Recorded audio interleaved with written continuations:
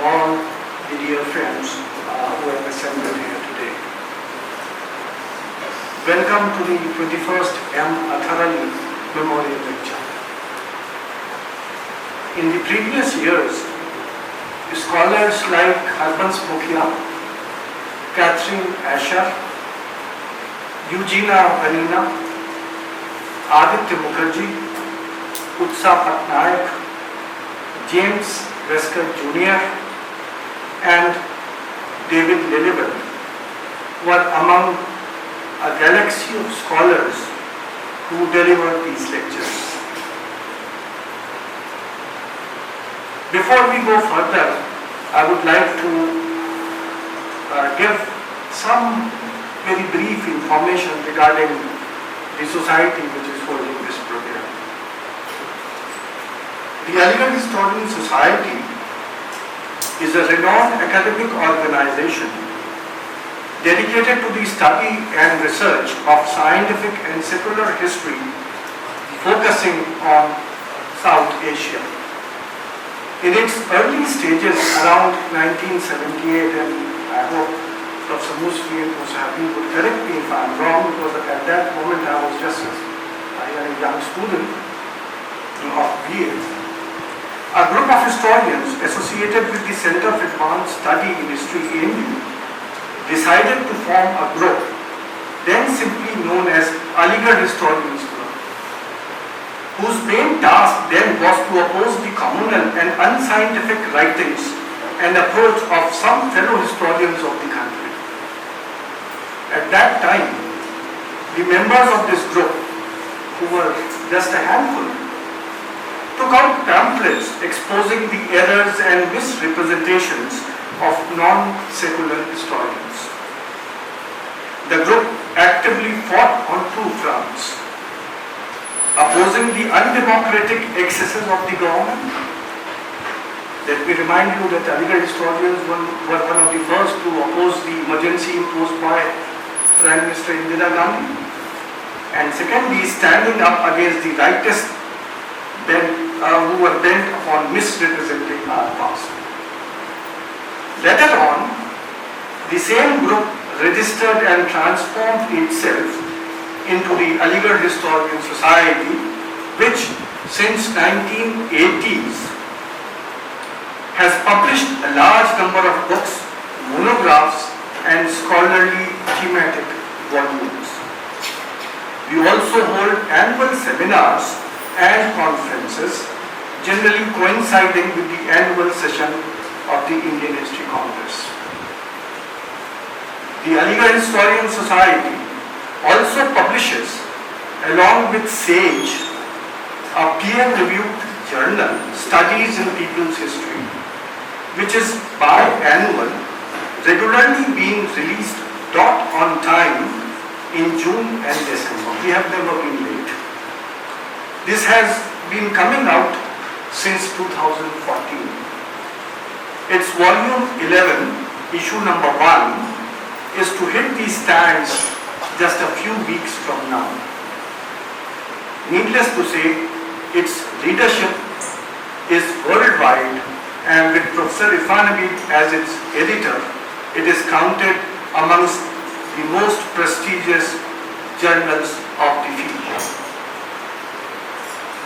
Through the years, the Aligarh Historians Society has been instrumental in fostering a community of historians, researchers and scholars interested in various aspects of Indian history, spanning across social, cultural, political and economic fields. We not only seek to facilitate a proper understanding of the past, but also to provide a platform for scholars, both established and budding, to contribute to the development of historical knowledge and interpretation. Who was Professor Athar, in whose memory these annual lectures are being held since a number of years? Perhaps our younger colleagues and students who never saw him will get some sense about him if they go through the note which is being circulated. Zainab, aapne circulate kar diya? Please circulate it. And along with it, also read my blog which I wrote in his memory a few years back. Here, I will only say this much. My teacher, Professor Athar, was the best teacher to grace our classrooms. I am using the term best in the presence of Professor Irfan Habib sitting out here. And one of the most well-known historians of medieval India. Without consulting whose works one cannot pick up the pen to write anything on administrative, religious or intellectual history of the Mughals. I welcome his family who took time out to grace this occasion by their presence. Thank you, Khusro Bhai, and all of you who have come and joined us today. Today, the 21st memorial lecture dedicated to Athar Sahab's memory is going to be delivered by a person who too is a great scholar of eminence. Professor Naman P Ahuja is Professor of Art History at the School of Arts and Aesthetics at JNU, as well as that he is the General Editor of Mark Publications. He is the author of a number of important works. For example, The Making of Modern Indian Artist Craftsman, Devi Prasad, which was published by Routledge in 2011. Another work, The Body in Indian Art and Thought, came out from Antwerp in 2013. Yet another book, The Art and Archaeology of Ancient India, Earliest Times to 6th Century, was published by Ashmolean Museum, Oxford in 2018.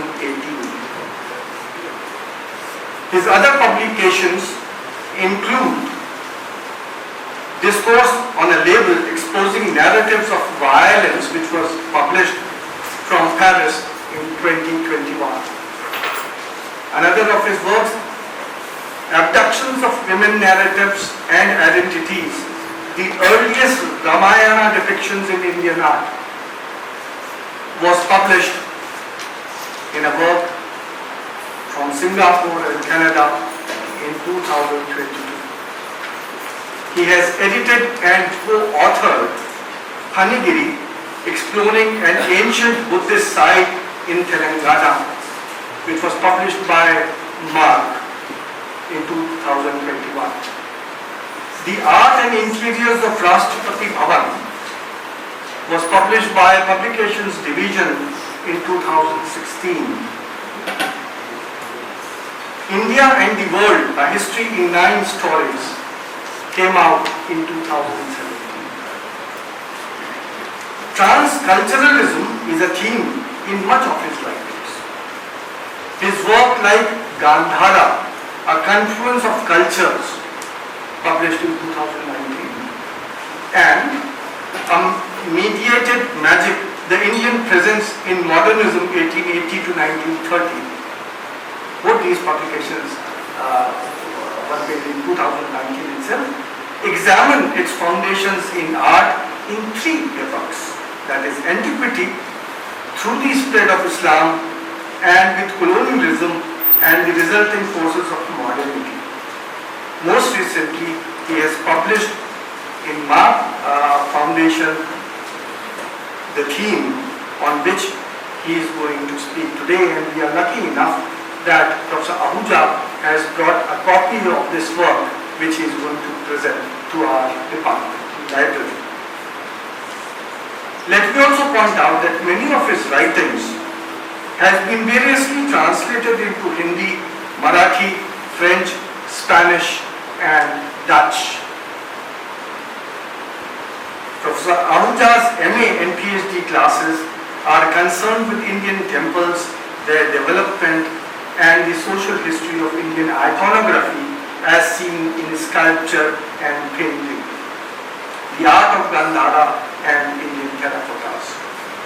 He has held visiting professorships at Institute at Florence, University of Zurich, University of Edmonton in Alberta, and his alma mater has been SOAS in London. He has also held a number of fellowships like Ashmolean of Oxford, as well as the Nehru Fellowship, and a fellowship by the Getty Research Institute of Los Angeles. I had the good fortune of meeting him in a symposium at JNU, where he had invited me to speak on the institution of Ibadat Khana under Akbar and Jahangir. I welcome you, sir, and I thank you from the bottom of my heart for agreeing to drive down to Aligarh for this memorial lecture. Before I invite Prof Ahuja to come here and deliver his lecture, I would like one of our girl students, researchers, Zainab Naqvi, to come and present a small memento